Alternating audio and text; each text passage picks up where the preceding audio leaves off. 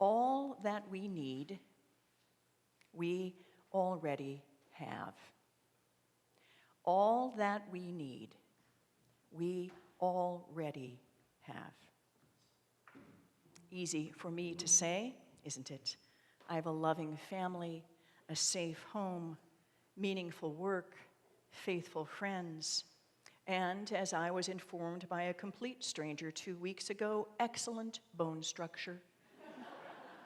I am not sure if that was a compliment or a diagnosis, if I am a horse or a woman. Music to a middle-aged pastor's ears. But this has not always been the case. At least I have not always had all the things that I thought I needed. This month, I see my oncologist for my annual post-cancer checkup. I'm tempted to cancel the appointment because I feel so well. I have excellent bone structure after all, and because the cancer for which I was treated 2 years before you and I met has been long silent. But it happens every year as this date rolls around, and I think more and more about what happened, what might have happened. And conversation about my cancer seems to be popping up everywhere. I interviewed candidates for internship here for next year, and one of them had read my book and asked me, what was that like to have cancer? A recent diagnosis of cancer in our small pool of friends brought it again to mind. And yesterday we hosted a funeral here for a woman not much older than I, felled by pancreatic cancer. I normally go weeks, often months, without thinking about cancer, but these days it is very present. For a full year, I could not work, too weak to do much of anything. For a full year, my body daily betrayed me. For a full year, my home felt alternately like a haven and a prison. For a full year, I kept my friends at bay, so focused on my own sorrow. Some of you have lived that same year. But that long ago year of cancer treatment was also surprisingly confirmatory. I tell you lots of things that I think you ought to believe, and every once in a while someone says, but do you? Do you really believe all this stuff you say? And sometimes I wonder, but that year confirmed, yes, I really do. All this stuff I say to you, I really believe this. And I believe now more than ever before, all that I need, I already have.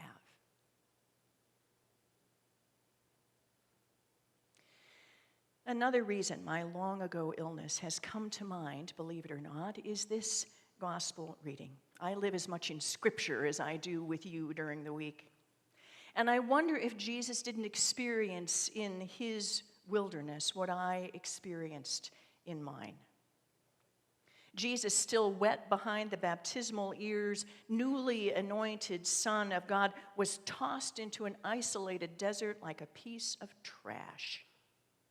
Left to wander alone, no food, no friends, no shelter, nothing. Or at least, that's how it might have seemed. Regardless of the reason for his Spirit-mandated quarantine or his own assessment of the situation, when Jesus' solitude was broken, it was not by a friendly face with Starbucks in a cup or a food vendor offering a hot dog the Chicago way, which he really would have enjoyed. Instead, he was greeted by an insidious voice, a dangerous voice, a diabolical snake's voice.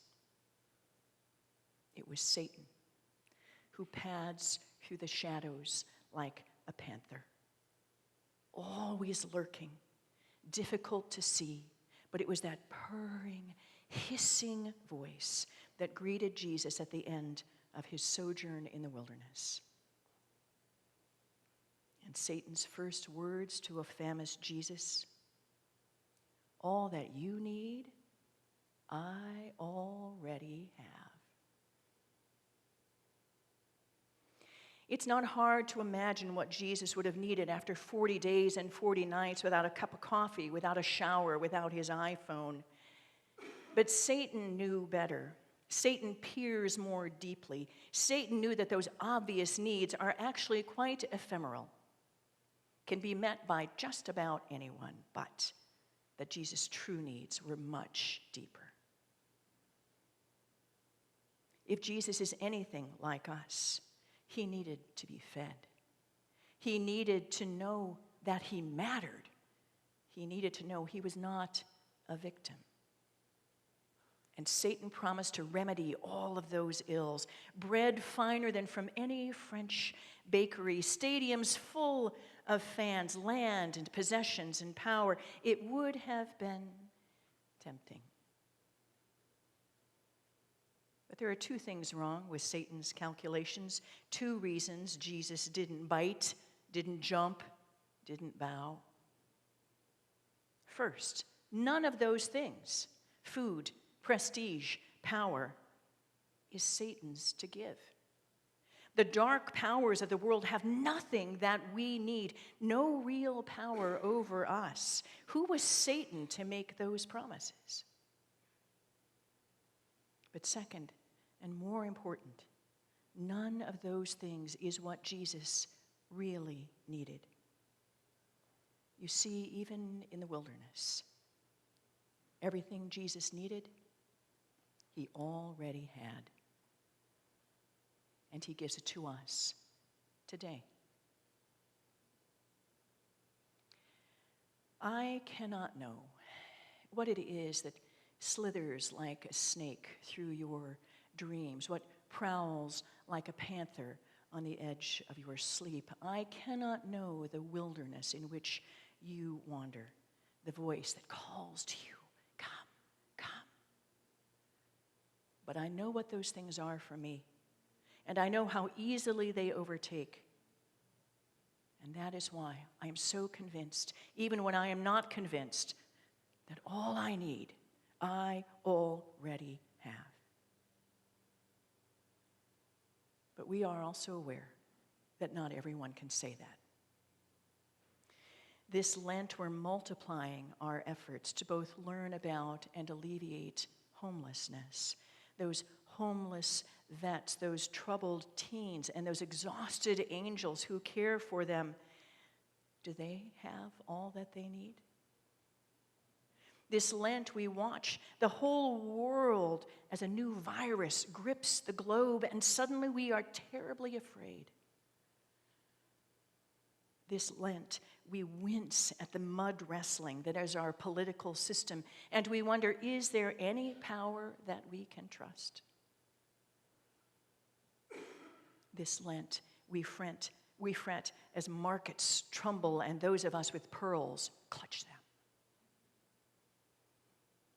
This Lent, too many of God's children will be tossed like trash into a wilderness they didn't choose. What are we to do, those of us who are so blessed to have all that we already need?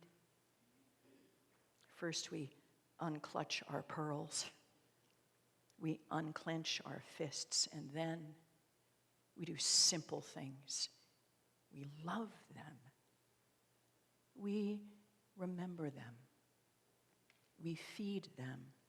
We share our ridiculous abundance.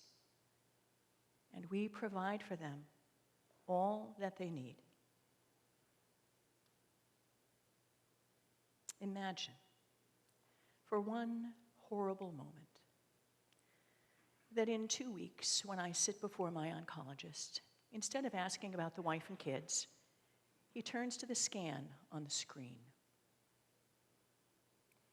Imagine, for one horrible moment, that that thing you have most feared all your life knocks on your door. Imagine, for one horrible moment, that your needs go unmet. What will we do then, we wilderness wanderers? We will do what Jesus did at the end of his testing. We will do what the faithful have always done. We will remind each other of the one who holds true power. We will claim our true needs rather than the world's false ones. We will remind one another that all we need when we love Jesus, when we love each other, we have all that we already need.